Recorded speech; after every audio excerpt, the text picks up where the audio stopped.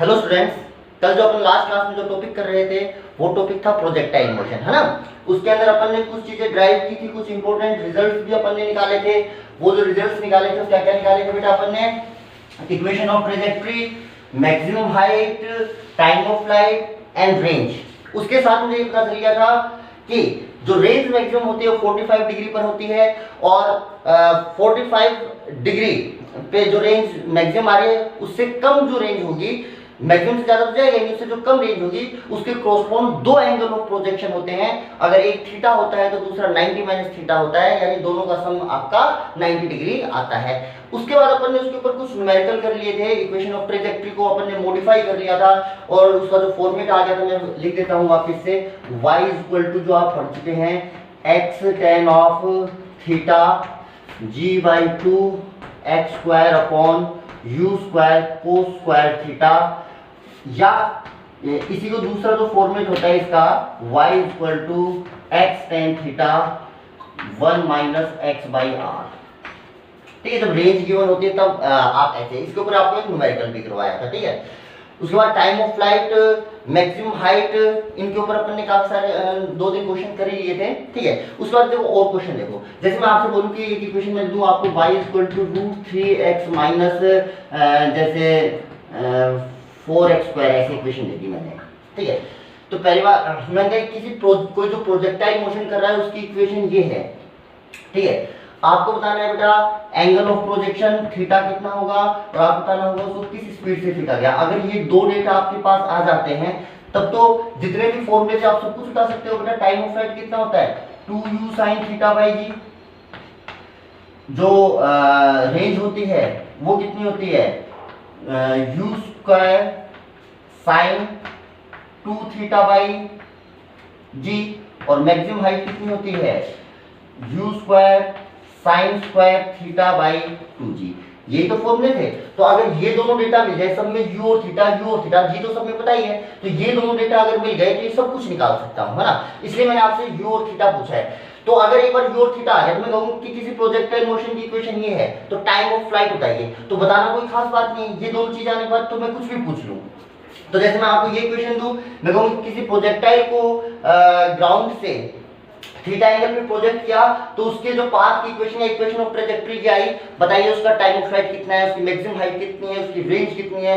तो वो सब कुछ इस इक्वेशन को देख के बताया जा सकता है, क्योंकि इस इक्वेशन से अपन ये दो डेटा निकाल लेंगे, उसके बाद सभी डेटा कैलकुलेट किए जा सकते हैं। चलिए भाई निकालते हैं, इसको कंपेयर करो भाई, y की जगह y आ रहा है, यस सर, x की जगह x आ रहा है, यानी बेटा अगर कंपेयर करोगे इक्वेशन ऑफ ट्रेजेक्टरी से, इसका मतलब आपके पास tan ऑफ थीटा की वैल्यू जो आई है वो आ गई बेटा 6√3। ठीक है, उसके बाद माइनस की जगह माइनस आ रहा है, यहां पे कितना होता है बेटा g/2 u square cos square theta into x square, यानी जो ये पूरी वैल्यू है ये इस टर्म की वैल्यू है। तो यहां से सोल्व किया तो बेटा मेरे पास थीटा की वैल्यू आ गई 60 डिग्री। कितनी आ गई बेटा 60 डिग्री। और दूसरा इक्वेशन ऑफ ट्रेजेक्टरी को देख के आप बोल सकते हो कि जो 4 इक्वल टू होगा वो ये वाली टर्म होगी, 4 इक्वल टू।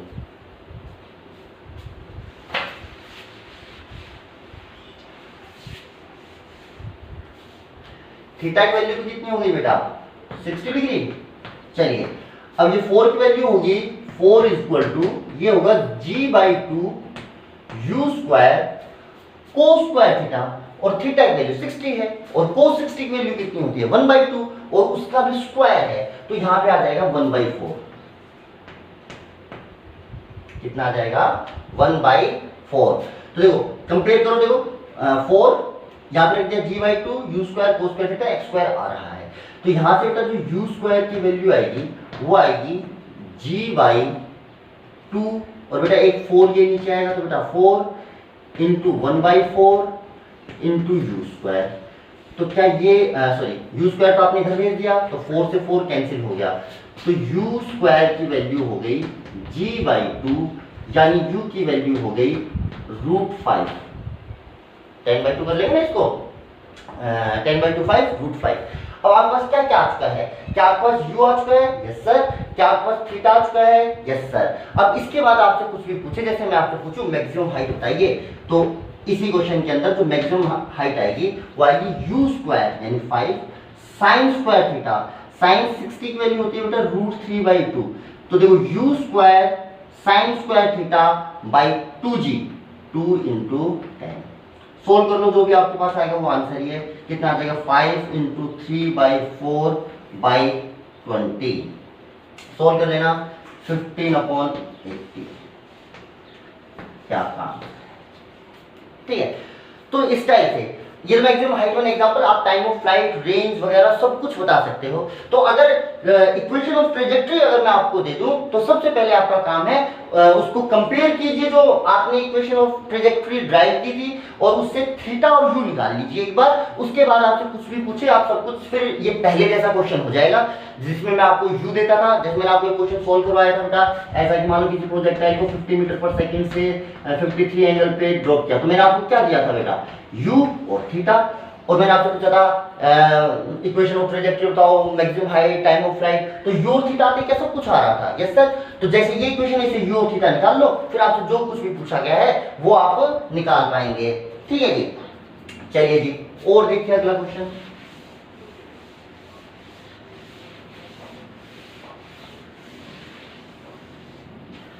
जैसे मैं आपसे बोलूं कि मान लीजिए किसी ऑब्जेक्ट को मैंने यहां से u स्पीड से और थीटा एंगल पे फेंका, तो क्या वो पैराबोलिक पाथ लेके कुछ ऐसा जाके गिर जाएगा। Yes sir. मान लीजिए किसी टाइम पे पार्टिकल यहां पे है, पूरे पाथ में यहां पे भी आएगा और ये पोजीशन ऐसी है कि यहां से इस लाइन को जोड़ूं तो ये एंगल बन रहा है अल्फा, और इसको जोड़ूं तो ये एंगल बन रहा है बेटा आपका बीटा। ये एंगल क्या बन रहा है, बीटा। तो आपको प्रूव करना है कि tan of theta is equal to tan of alpha plus tan of beta. ये आपको प्रूव करना है, ठीक है। ऐसे कहा कि एक प्रोजेक्टाइल को थीटा एंगल पे प्रोजेक्ट किया गया है, उसका पाथ पे कोई एक ऐसा पॉइंट है जो आपका प्रोजेक्शन पॉइंट है, उससे उस पॉइंट को जोड़े तो ग्राउंड के साथ अल्फा एंगल बना रहा है, और जहां पे वो पार्टिकल जाके गिरता है और उस पॉइंट से जोड़े तो ग्राउंड के साथ बीटा एंगल बना रहा है। तो प्रूव कीजिए कि tan theta is equal to tan alpha plus tan beta. मान लीजिए इस पॉइंट के कोऑर्डिनेट xy है। अगर इस पॉइंट के कोऑर्डिनेट xy हैं तो बेटा जी ये वाली जो डिस्टेंस होगी ये मुझे लग रहा है x होगी, और ये वाली डिस्टेंस कितनी होगी बेटा y। तो ये कितनी बची, ये बची रेंज माइनस x। बोलो बची या नहीं बची, क्योंकि ये टोटल डिस्टेंस तो रेंज के बराबर होती है, रेंज में से ये x है तो ये बची रेंज माइनस x। तो यहाँ से सबसे पहले tan अल्फा लिख लो बेटा। tan अल्फा मुझे दिखने में ऐसा लग रहा है कि y/x है, परपेंडिकुलर अपॉन बेस। और अगर tan बीटा अगर मैं लिख लूं तो tan बीटा, बीटा के लिए बेटा ये हो जाएगा y/r-x। ये tan ऑफ बीटा हो गया। अच्छा जी, अब बात आई tan alpha plus tan beta upon को प्रूव करना है, तो आप लिख लो बेटा tan alpha plus tan of beta. tan alpha plus tan beta यानी इन दोनों इक्वेशन को आप ऐड करेंगे तो ऊपर से y तो कॉमन आ जाएगा, ये बचेगा 1/x प्लस 1/r-x। तो इसको जब आप सॉल्व करोगे तो ये होगा y/r/x r-x। कुछ नहीं किया बेटा, एलसीएम लिया है ना, कैलकुलेशन है बस। तो इतना आ गया अपने पास tan alpha plus tan beta. अब आई tan थीटा की वैल्यू निकाल लो। तो tan थीटा की वैल्यू कैसे दो, जो tan alpha plus tan beta आपने रेंज की टर्म में निकाल लिया, तो आप इक्वेशन लगाओ जो आपके पास होता था y is equal to x tan theta 1 minus x/r। यहां से tan थीटा की वैल्यू निकालोगे तो देखो कितनी होगी, देखो y/x is equal to tan theta, यहां से लिख लो बेटा एलसीएम ले लो r-x/x। इन सबको इधर भेजो तो देखो x तो मेरे हिसाब से बेटा कैंसिल ही हो जाएगा। आपके पास बचेगा ओ सॉरी नहीं, ये r है, ये तो r है ना, r एलसीएम लिया। देखो r को इधर भेजोगे तो ये हो जाएगा y इंटू r, और नीचे बच जाएगा x r-x। ये हो जाएगा tan ऑफ थीटा की वैल्यू। अब ये वैल्यू और ये वैल्यू सेम है, तो यहाँ पे उठा के लिख दीजिए tan थीटा। इसका मतलब आपके पास हो गया tan alpha plus tan beta equal to tan theta. ठीक है, प्रूफ। अच्छा जी, और देखिए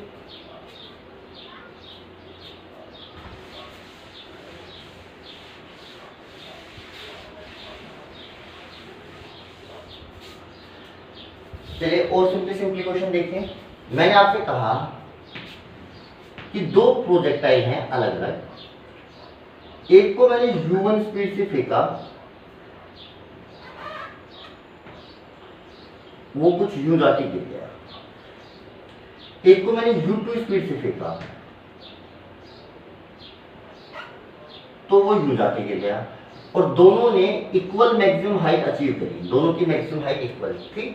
ये u1 स्पीड से फेंका, ये u2 स्पीड से फेंका, तो जब मैक्सिमम हाइट सेम है, इसका मतलब इस मोशन का और इस मोशन का दोनों का जो y कंपोनेंट आएगा वो सेम आएगा।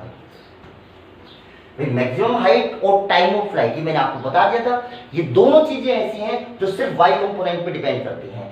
तो जो मैक्सिमम हाइट बराबर है, इसका मतलब दोनों का y कंपोनेंट बराबर होगा, और दोनों का अगर y कंपोनेंट बराबर है तो इन दोनों का टाइम ऑफ फ्लाइट भी सेम होगा। दोनों का ही टाइम ऑफ फ्लाइट किसके बराबर होगा? t के बराबर। मैक्सिमम हाइट सेम तो y component same, y component same तो टाइम ऑफ फ्लाइट सेम। ठीक है, अच्छा जी, इन्होंने पूछा बताओ इनमें स्पीड किसकी ज्यादा है। क्वेश्चन है कि u1 is greater than u2, u1 is equal to u2, u1 is less than u2। ठीक है, इन तीनों में से आपको करेक्ट ऑप्शन चेक करना है। तो चलिए, अब वेलोसिटी के इसके दो कंपोनेंट बनेंगे, इसके और इसकी वेलोसिटी के दो कंपोनेंट बनेंगे। दोनों का y कंपोनेंट सेम आ रहा है, दोनों का y कंपोनेंट तो सेम है। जो टोटल वेलोसिटी होती है वो कितनी होती है? ux² plus uy²। अब ये तो दोनों का सेम है, अब जिसका ये ज्यादा आएगा उसकी स्पीड ज्यादा आने वाली है। तो मैंने बोला कि देखो, इन दोनों में से मुझे पता है रेंज किसकी ज्यादा है। ये आपकी 1 वाले की रेंज है और ये आपकी 2 वाले की रेंज है। तो आपको पता है कि R2 is greater than R1 आएगा। ठीक है जी, अच्छा R होता कितना है? रेंज होता है बेटा ux इंटू टी। ठीक है, अब देखो टाइम ऑफ फ्लाइट दोनों का बराबर है, तो रेंज उसकी ज्यादा आएगी जिसकी ux ज्यादा है।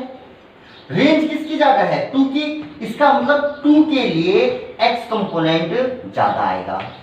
अब 2 के लिए अगर x कंपोनेंट ज्यादा है तो y तो दोनों के लिए सेम था, तो जिसका x ज्यादा उसका u ज्यादा, तो x किसका ज्यादा बेटा? सेकंड वाले का। इसका मतलब u2 is greater than u1 आएगा। देखिएगा, आराम से समझिए, एकदम आसान सी बात है, कोई खास बात नहीं है ना। चलिए जी, और देखिए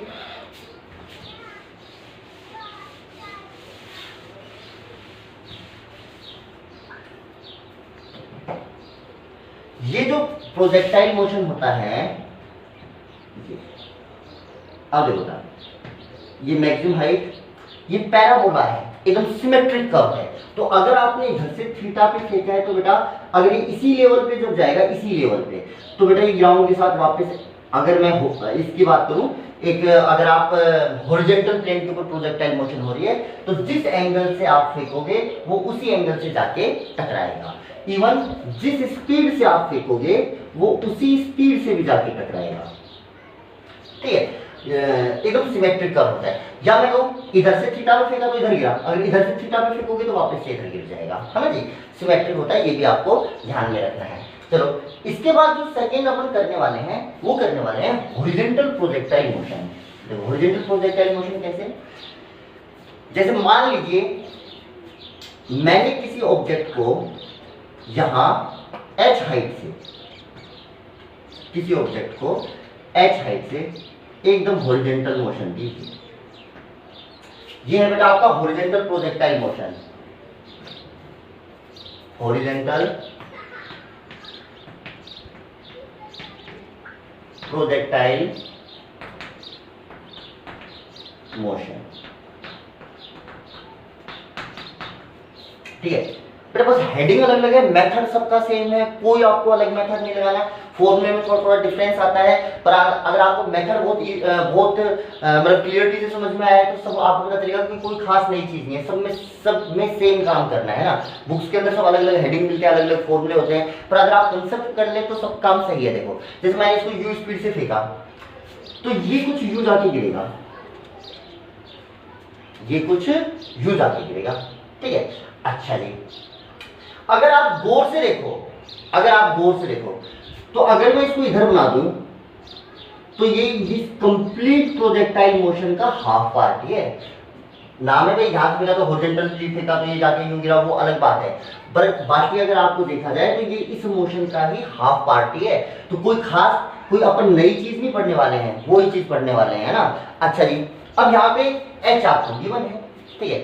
सबसे पहले आपका काम होता है जब भी प्रोजेक्टाइल मोशन आए तो वेलोसिटी के एक्स और वाई कंपोनेंट डालो। इसकी जो एक्स कंपोनेंट है बेटा वो तो यू के बराबर है, सारी वेलोसिटी एक्स में ही आ रही है, और जो वाई कंपोनेंट है बेटा वो कितना आएगा, 0, क्योंकि टोटल वेलोसिटी आपने हॉरिजॉन्टल डायरेक्शन में दे रखी है, ठीक है।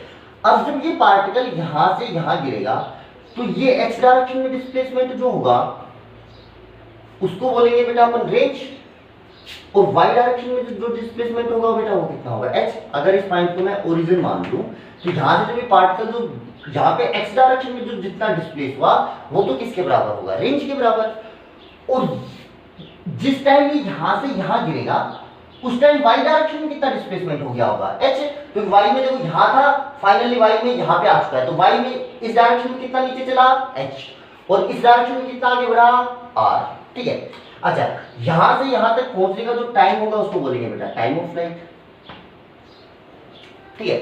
चलो भाई, मुझे एक चीज पता है कि जब y डायरेक्शन में डिस्प्लेसमेंट माइनस एच हो जाएगा, बेटा माइनस एच का मतलब नीचे की तरफ एच हो जाएगा, उस समय टाइम जो है वो टाइम ऑफ फ्लाइट के बराबर हो जाएगा। चलो भाई मैं लगाता हूं y डायरेक्शन में इक्वेशन, तो s y is equal to u y t plus का half a y t square, equation थी भाई। एस की जगह क्या रखना पड़ेगा आपको, माइनस एच, और यू वाई कितना है बेटा जी, 0, माइनस का हाफ ए वाई की वैल्यू कितनी होती है बेटा, माइनस जी, और ये कितना हो जाएगा टी स्क्वायर।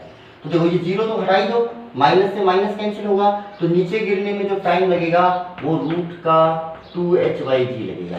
बेटा याद करो ये फ्रीली फॉलिंग ऑब्जेक्ट था, उसके अंदर भी अगर किसी ऑब्जेक्ट को आप सीधा यहाँ से फ्रीली ड्रॉप कर दो तो h हाइट गिरने में जो टाइम आता था वो आता था रूट का 2h/g। भाई वही तो बात है, देखो y डायरेक्शन में जो वेलोसिटी आपने इसको दी है वो x में दी है, तो अगर आप ड्रॉप करते तो पार्टिकल सीधा गिर जाता है, और अगर आप फेंके तो आपने इधर वेलोसिटी दी है, उसकी वजह से पार्टिकल इधर खिसक गया है, थोड़ा सा इधर डिस्प्लेस हुआ है। बाकी इस डायरेक्शन में तो वही एक्सीलरेशन है, वैसा का वैसा ही गिर रहा है, तो इस डायरेक्शन में कोई चेंजेस नहीं आया, तो इस डायरेक्शन में जो टाइम लगेगा वो कितना लगेगा बेटा। अच्छा, आपको पता है कि इस डायरेक्शन में वेलोसिटी कभी भी चेंज नहीं होती, क्योंकि एक्स डायरेक्शन में एक्सीलरेशन हमेशा कितना रहता है बेटा, 0 रहता है।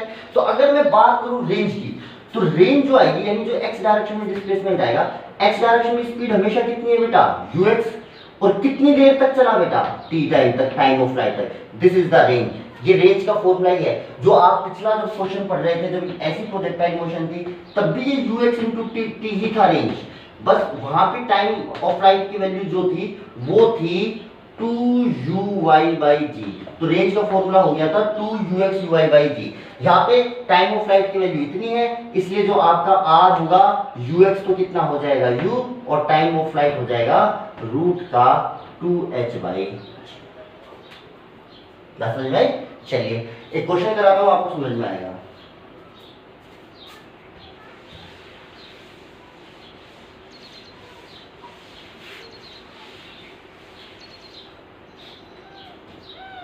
अच्छा जी, मैंने कहा मान लीजिए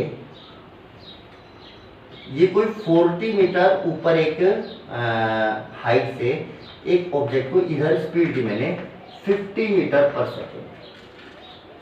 मुझे ये बताना है कि ये कितनी देर बाद ग्राउंड से टकराएगा, कितनी देर बाद ग्राउंड से टकराएगा। और कितना दूर टकराएगा, यानी ये डिस्टेंस कितनी होगी, यानी कुल मिला के मेरे को एक तो रेंज बतानी है और कितनी देर बाद टकराएगा, एक बता रहा है टाइम ऑफ फ्लाइट और एक ये बताना है कि किस स्पीड से टकराएगा, यहाँ पे टकराएगा उस टाइम स्पीड कितनी होगी, ठीक है, और किस एंगल पे टकराएगा, यहाँ पे यूं टकराएगा ना तो किस एंगल पे टकराएगा। जैसे ये मोशन है, आपको पता है, देखो बेटा इसको पीछे करोगे तो पूरी मोशन है, तो अगर इधर से थीटा पे फेंका होगा तो इधर थीटा पे टकराएगा ना, वो थीटा भी बताना है कितने पे टकराएगा। चलिए जी, अब ये सारी बातें आपको करनी है, तो सबसे पहले निकाल लेते हैं बेटा टाइम ऑफ फ्लाइट। तो टाइम ऑफ फ्लाइट, देखो वाई डायरेक्शन में कोई वेलोसिटी का कंपोनेंट तो आ नहीं रहा, तो टाइम ऑफ फ्लाइट में सीधा कितना हो जाएगा, रूट का 2h/g। तो आपने देखा रूट का 2h की वैल्यू बेटा 40 बाई जी की वैल्यू कितनी हो गई बेटा 10, ठीक है, इसको 40 जी आप 80 ले लो, कैलकुलेशन आसान हो जाएगी और कोई खास बात नहीं है। तो ये 8 कर लो यहाँ पे, तो ये कर लिया, 8 टू जा कितना हो जाएगा बेटा 16 का रूट कितना आ गया 4 सेकंड आ गया, यानी ये 4 सेकंड के बाद यहां से यहां टकरा जाएगा, टोटल टाइम लगा 4 सेकंड। अच्छा, क्या इसकी एक्स डायरेक्शन में स्पीड कांस्टेंट रही है सर जी? तो रेंज कितनी आएगी, जो रेंज आएगी एक्स में इसकी स्पीड कितनी रही है हमेशा 50 और इनटू टाइम कितनी देर चला है 4 सेकंड, तो जो टोटल इसकी रेंज आएगी वो आएगी 200 मीटर। कितनी आएगी बेटा 200 मीटर, 200 मीटर दूरी पे जाके गिरेगा, ठीक है। अच्छा, नेक्स्ट चीज अगर अपन करें, जो अपन को बताना है कि किस स्पीड से टकराएगा, तो देखो जब ये यहाँ पे आके टकराएगा उस टाइम x में स्पीड तो फिक्स रहेगी, x की स्पीड तो कभी चेंज होती नहीं है। अब आप निकाल लो y डायरेक्शन में, ये आ गया vx, x डायरेक्शन में स्पीड टकराते टाइम, अब निकाल लो y डायरेक्शन में। चलो भाई y डायरेक्शन में स्पीड निकालते हैं कितनी आएगी, तो आप इक्वेशन लगा लो, तो कोई सी भी इक्वेशन लगा लो, आप लगा लो vy = uy प्लस का ay इंटू टी। बेटा मुझे vy निकालना है, uy की वैल्यू बेटा 0, इनिशियल वेलोसिटी y डायरेक्शन में 0, इसकी वैल्यू कितनी बेटा माइनस का g, और t कितना बेटा 4 सेकेंड, t कितना 4 सेकेंड।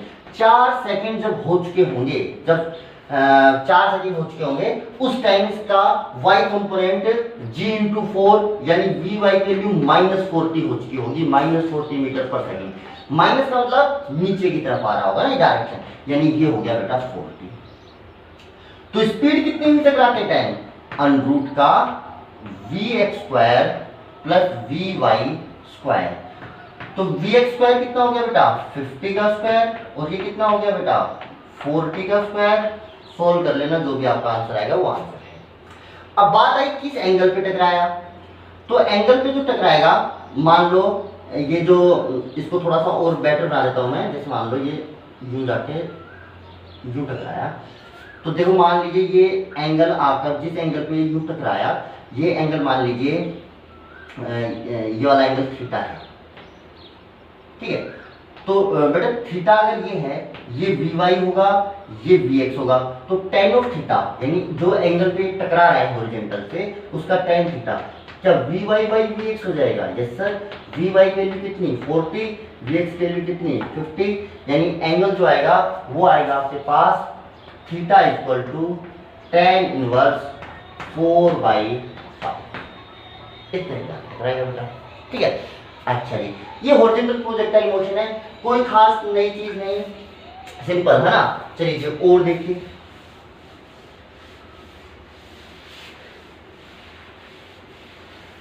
और देखिए, जैसे मैंने कहा किसी प्रोजेक्टाइल को, 3 प्रोजेक्टाइल है, तीनों को h हाइट से डाला, एक को मैंने u स्पीड दी बेटा इधर, एक को मैंने u स्पीड दी इधर थीटा एंगल बना के, और एक को मैंने u स्पीड दी ऐसे पीछे की तरफ थीटा एंगल बना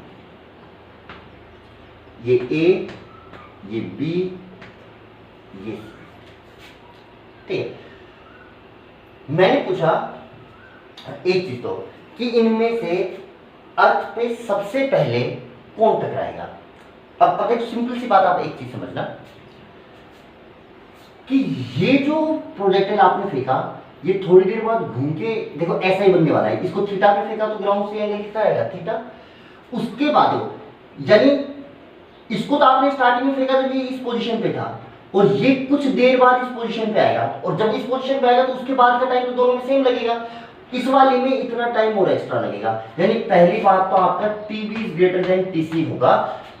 C जो टाइम लेगा उतना टाइम तो B लेगा ही, क्योंकि इसको फेंकोगे तो यू जाएगा, पहले नीचे आएगा फिर जाके नीचे गिरेगा, तो TC जितना टाइम तो है ही है, उसके अलावा ये टाइम एक्स्ट्रा लगेगा, इसलिए TB ज्यादा है। ठीक है, अब आ जाओ बेटा इसकी और इसकी बात, अब इन दोनों को कंपेयर कर लो। देखो जब ये आप इसको ऐसे फेंकोगे तो ये यू जाके गिरेगा बेटा, बात समझ में आ रही है? अच्छा, तो इन दोनों में से अगर मैं टाइम देखूं तो टाइम जो इसका इस टाइम पे y कंपोनेंट कितना आ रहा है बेटा 0, और x कंपोनेंट कितना आ रहा है u। जब ये एक बार सोचना, जब ये मैक्सिमम हाइट पे पहुंचेगा तो इसका कुछ x कंपोनेंट होगा, कुछ भी होगा। जो टाइम ऑफ फ्लाइट है तो y कंपोनेंट पे डिपेंड करता है ना। अच्छा, इस पे यहाँ पे y कंपोनेंट कितना होगा बेटा 0 होगा। ठीक है, अब ये यहाँ इसके बाद जब ये मैक्सिमम हाइट पे होगा उसके बाद देखो ये यूं जाके गिरेगा, यानी इसकी और इसकी कंडीशन दोनों की सेम हो जाएगी। हालांकि दोनों की जो हॉरिजॉन्टल डायरेक्शन में जो स्पीड है वो अलग है, तो हॉरिजॉन्टल डायरेक्शन में स्पीड अलग है तो रेंज दोनों की अलग अलग आ जाएगी। पर बाकी अगर आप देखो तो जब इसकी वेलोसिटी इस टाइम हॉरिजॉन्टल है, इसकी वेलोसिटी हॉरिजॉन्टल कुछ टाइम के बाद होगी, उसके बाद इसकी देखो हाइट भी ज्यादा हो जाएगी, तो देखो ये गिरने में ज्यादा टाइम लेगा, इसके बाद ये जो टाइम लेगा वो लेगा रूट का 2h/g, और h इस टाइम क्या होगा ज्यादा होगा। तो देखो इसके बाद का टाइम भी पहली बात तो ज्यादा ही है, और उसके अलावा ये टाइम और एक्स्ट्रा लगेगा, यानी कुल मिला के ये टाइम जो होगा वो आपका कम होगा, यानी TA is less than TB। TA is less than आपका TB, तो TA कम है बेटा TB से। ठीक है, अच्छा, और A और C की अगर बात करी जाए, A और C की बात, तो देखो A की अभी हॉरिजॉन्टल कुछ स्पीड आ रही है, उसके अलावा कुछ वर्टिकल स्पीड भी आ रही है, और इसकी वर्टिकल स्पीड क्या है बेटा 0, y डायरेक्शन में 0।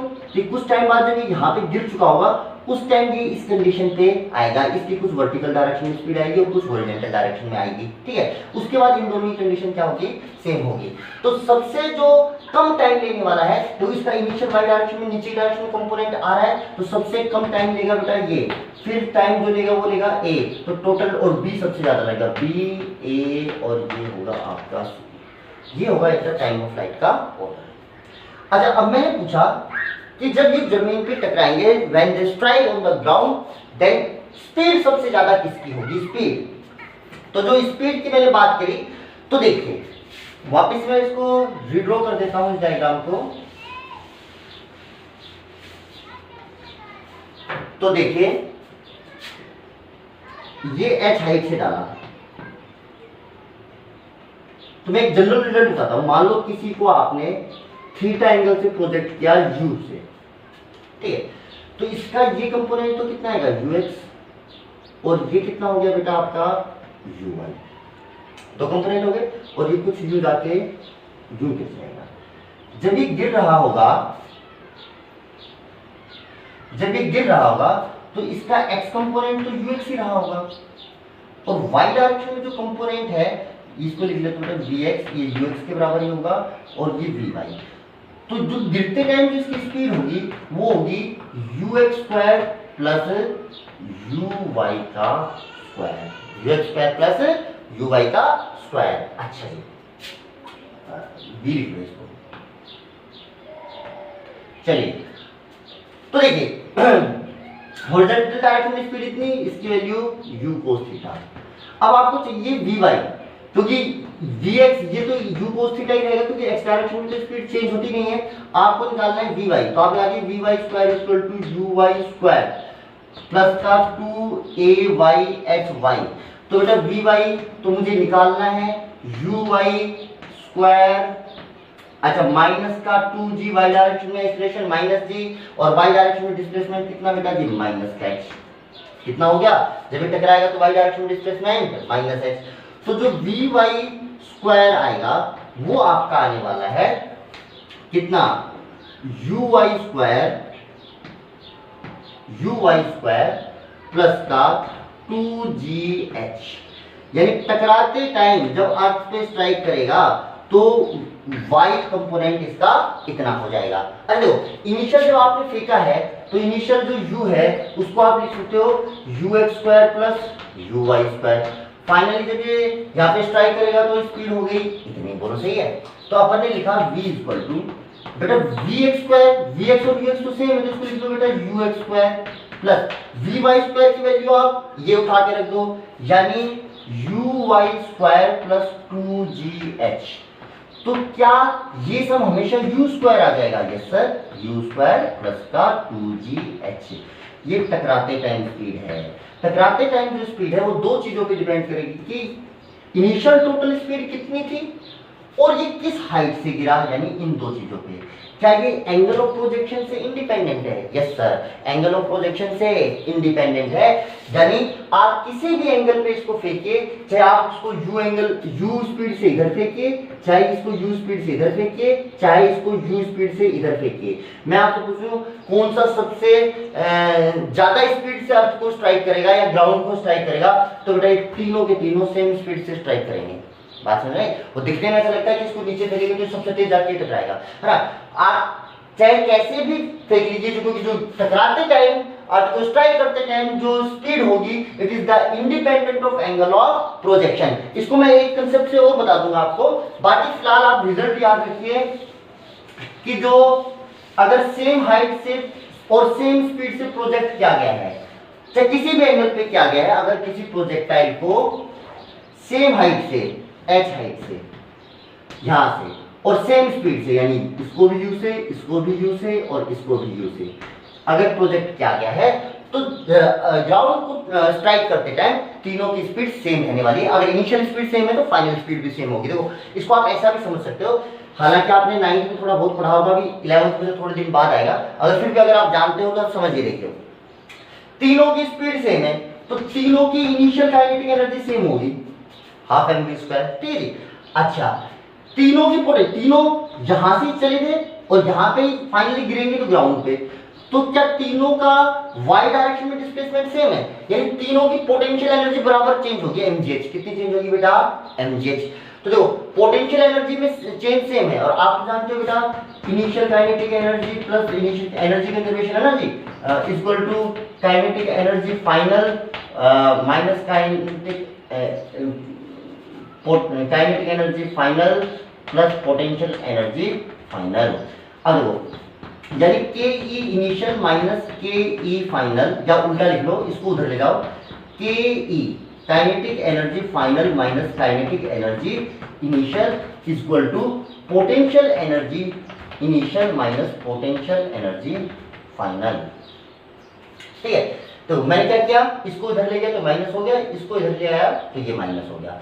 ये क्या है बेटा? Change in potential energy.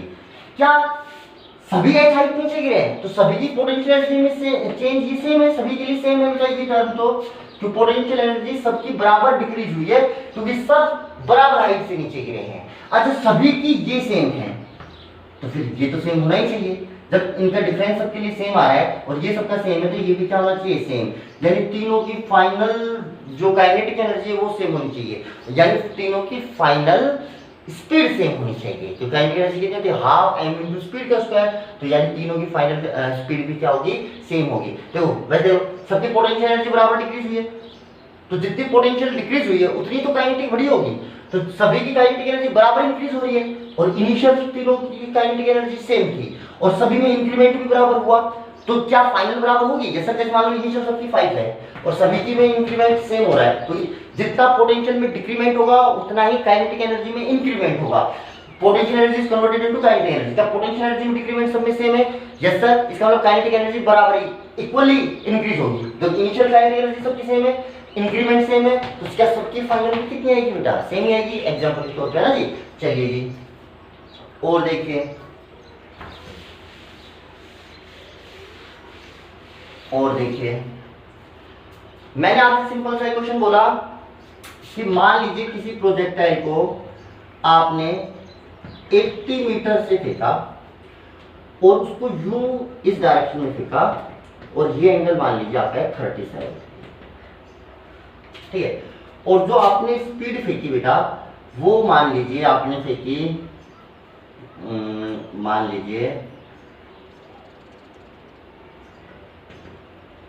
कुछ भी मान लीजिए, आप मान लीजिए 50 मीटर पर सेकंड मान लीजिए, कितने से आपको वही सारी चीजें बतानी है। कितनी देर के बाद ग्राउंड को स्ट्राइक करेगा, कितनी स्पीड से स्ट्राइक करेगा, ठीक है, वही सारी चीजें आपको बतानी, कितने टाइम के बाद स्ट्राइक करेगा, ये सारी चीजें आपको कैलकुलेट करनी है। देखो हॉरिजॉन्टल प्रोजेक्टाइल मोशन था, उसमें अपन पार्टिकल को सीधा फेंकते थे, है ना, इसमें अपन ने चलो इसको एंगल से भी फेंक लिया, अपन एंगल पे फेंकते थे तो सेम ग्राउंड पे फेंकते थे, अब देखो हाइट वाला भी हो गया और ओब्लिक मोशन भी हो गया ना, मतलब किसी एंगल पे हो गया प्रोजेक्ट। तो आपको तो क्या करना है, आपको सेम आपके पास एक ही मेथड, आप इसका एक्स और वाई डायरेक्शन में बेटा स्पीड के कंपोनेंट निकाल लो, बेटा ये आएगा 40 और ये आएगा बेटा 30, ठीक है जी। चेक कर लेना बेटा, यहाँ पे cos 37 लगाना है, यहाँ पे sin 37 लगाना है, 40 30 आएंगे, ठीक है जी। अच्छा जी, अब मान जी हो जाती है कितना है, तो ये वाली जो डिस्टेंस होगी यानी जो रेंज होगी, ये तो होगी एक्स डायरेक्शन की स्पीड तो कभी चेंज होने वाली नहीं है, into time of flight, into time of flight. अब टाइम ऑफ फ्लाइट का फॉर्मूला जो आपने हॉरिजॉन्टल प्रोजेक्टाइल में लिखा था वो लिखा था 2h/g, पर वो कब था, हॉरिजॉन्टल प्रोजेक्टाइल में, यानी जब आपने यूं फेंका था, जब सारी वेलोसिटी एक्स डायरेक्शन में थी और uy की वैल्यू कितनी आ रही थी 0, तब टाइम ऑफ फ्लाइट कितना आ रहा था। क्या यहाँ पे uy 0 है? नहीं है सर 0, तो अब आप टाइम ऑफ फ्लाइट में डायरेक्ट फॉर्मूला नहीं लगा सकते, इसलिए मैं कह रहा हूँ कि फॉर्मूला वाइज फॉर्मूला लगाते टाइम पहले आपके पास क्लियरिटी होना चाहिए कि ये कब लगेगा कब नहीं लगेगा, और जहां नहीं लगेगा वहां पे क्यों नहीं लगेगा। तो टी की वैल्यू आप डायरेक्ट ये नहीं लगा सकते, आप तो मेथड यूज कीजिए। अच्छा मेथड कौन सा यूज कीजिए, जब ये यहाँ पे टकराएगा तो y डायरेक्शन में डिस्प्लेसमेंट आपको पता है बेटा 80 मीटर है, तो आप इक्वेशन लगा दीजिए sy = uy t प्लस का half of ay t square. क्या आपको ये पता है सर जी, y डायरेक्शन में डिस्प्लेसमेंट जब ये यहाँ पे टकराएगा तो y डायरेक्शन में डिस्प्लेसमेंट -80 होगा। सर जी ut, सर u की वैल्यू पता है आपको y डायरेक्शन में, यस सर कितनी, +30, क्या ऊपर डायरेक्शन में स्पीड तो +30 इनटू टाइम माइनस का हाफ g इनटू टाइम का स्क्वायर। तो इक्वेशन को सोल्व करोगे तो ये हो जाएगी, देखो बेटा 5t स्क्वायर, इधर ले आए प्लस का हो गया, इसको इधर लाओ, माइनस का 30t माइनस का 80 इक्वल टू कितना हो गया 0। 5 से डिवाइड हो जाएगी इक्वेशन, t स्क्वायर माइनस 60 और ये कितना हो गया बेटा माइनस का 16 इज इक्वल टू 0। अब चाहो तो आप क्वाड्रेटिक इक्वेशन लगा लीजिए, और चाहो तो आप अगर फैक्टर हो पा रहे हैं इजीली तो आप फैक्टर लगा लीजिए, जो भी आपका फैक्टर ही हो जाएंगे, -8 और +2 हो जाएंगे फैक्टर। तो बेटा यहाँ पे लिखोगे माइनस का 8t प्लस का 2t माइनस का 16 इक्वल टू 0। तो यहाँ से टाइम की दो वैल्यू आएंगी, एक तो आएगी +8 और एक आएगी -2। तो आपको कौन सा लेना है, प्लस वाला।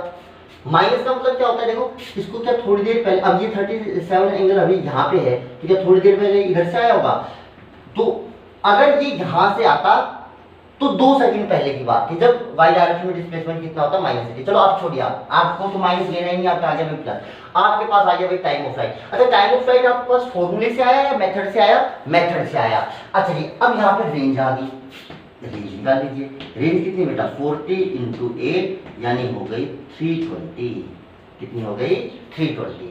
अगर मैं आपसे फाइनल स्पीड पूछूं तो फाइनल स्पीड बेटा x कंपोनेंट तो 40 ही रहेगा, y कंपोनेंट और निकालना पड़ेगा। तो vy आप इक्वेशन कौन सी लगाएंगे बेटा, vy square equal to uy square plus का 2ay sy। तो vy का जो स्क्वायर होगा, vy का स्क्वायर, अच्छा जी, is equal to uy square यानी 30 का स्क्वायर प्लस माइनस का 2g और ये हो जाएगा माइनस का 80, -80 यानी ये हो जाएगा प्लस, ये हो जाएगा vy स्क्वायर। तो सॉल्व कर लीजिए बेटा, ये g है, g के लिए 10 20, ये 20 इंटू 80, तो ये कितना आ जाएगा बेटा, ये आ जाएगा 900, ये आ जाएगा 1600। तो vy स्क्वायर कितना आया बेटा आपके पास, vy स्क्वायर आ गया 2500, तो vy की वैल्यू आ गई 50। तो देखो ये कंपोनेंट कितना आया बेटा, ये तो 40 था, x का कंपोनेंट हमेशा कांस्टेंट रहता है, तो ये तो 40 और ये कंपोनेंट आ गया बेटा 50। तो जो फाइनल स्पीड है वो होगी vx² यानी 40 का स्क्वायर प्लस vy² 50 का स्क्वायर। सोल्व कर लेना, this is the final speed जिससे ये जाके अर्थ पे टकराएगा। क्या यहां तक के क्वेश्चन समझ में आए? ओके, इसके आगे का पार्ट अपन नेक्स्ट क्लास में करने वाले हैं, ठीक है। आप यहां तक क्या कीजिए, इसके बाद कुछ क्वेश्चन इसके ऊपर और कुछ क्वेश्चन फिर इंक्लाइंड प्रोजेक्टाइल मोशन अपन करने वाले हैं ना। आप तो फिर मैं एक बार कह रहा हूं कि जो फॉर्मूले हैं, जितने भी आपके पास फॉर्मूले हैं उनके साथ एक एक कंडीशन है कि मतलब जो डेरिवेशन का आपका टाइप था वो उसके रिजल्ट हैं, वो उस स्पेशल केस में ही डायरेक्ट फॉर्मूले लगेंगे। जैसा जो फॉर्मेट आप डेरिवेशन में लेके चले थे, अगर उसी डेरिवेशन का क्वेश्चन है तो वो वहां पे फॉर्मूले अप्लाई होंगे। अगर थोड़ा भी चेंज है तो फिर डायरेक्ट फॉर्मूले अप्लाई नहीं होंगे, पर मेथड सेम रहेगा। तो आप फॉर्मूले लगाने से पहले देखें कि यहाँ पे अप्लाई भी होगा या नहीं होगा, और मेथड पे ज्यादा फोकस करें तो ज्यादा अच्छा रहेगा। ओके, चलिए, थैंक यू।